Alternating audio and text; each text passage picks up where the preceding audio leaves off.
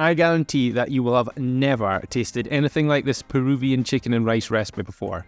The spice and flavour combination creates a totally unique dish that is delicious, all cooked in the one pot, and a total winner for meal prep. Hey, I'm nutritionist Scott Bapty, and welcome to my Food for Fitness kitchen. Now, credit for this recipe goes to my pal Neil. His wife is Peruvian, he's fluent in Spanish, he often goes and visits the country, and according to him, this is his all-time favourite recipe. It's a winner for people who like doing meal prep because we're using the one pot and everything is just cooked in it.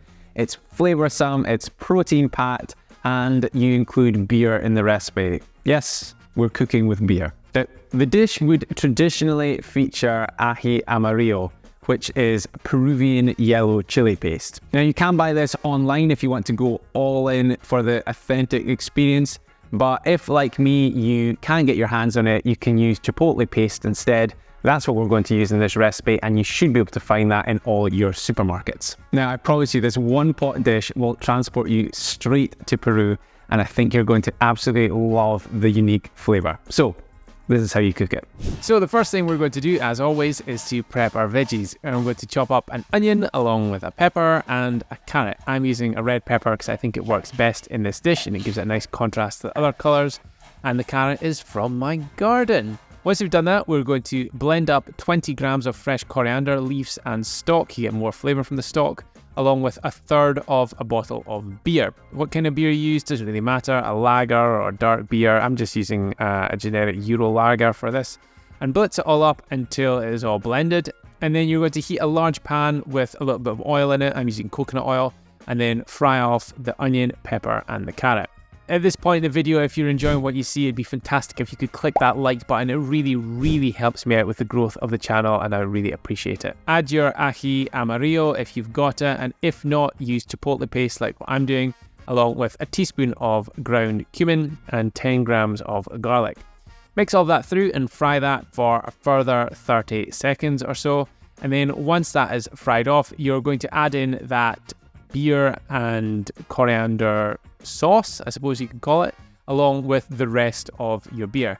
Then you're going to simmer that down for a few minutes to allow it to reduce by about a third and just allow some of that alcohol to burn off. Once the alcohol has started to burn off and it has reduced down, add in your chicken breast along with your chicken stock. If you don't have chicken stock, you could use vegetable instead. And then your dry rice. 300 grams, that is uncooked weight of dry basmati rice, and make sure you've rinsed it first to get rid of all the starch before adding it to the pan. Then mix all of it through, pop the lid on it, reduce the heat to more of a medium-low, and simmer for about 15 minutes.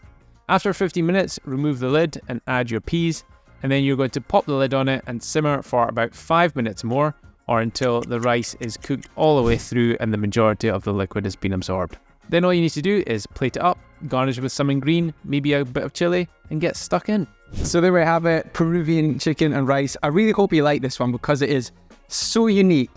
I think it won't be for everyone, but a lot of people will love it because the flavours are just unlike anything you've ever had. The sort of coriander, the herbs, the other spices coming through, the maltiness from the beer.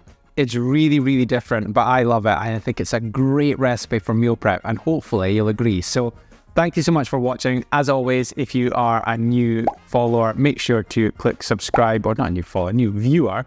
Click subscribe so you can become a new follower so that you get notified as soon as I post another high protein recipe. And drop me a comment below and let me know what you think of this recipe because I really do want to hear from you. It's super authentic, super tasty, and I want to know if you like it as well. Right. I'm off to go and eat it. I'll speak to you later.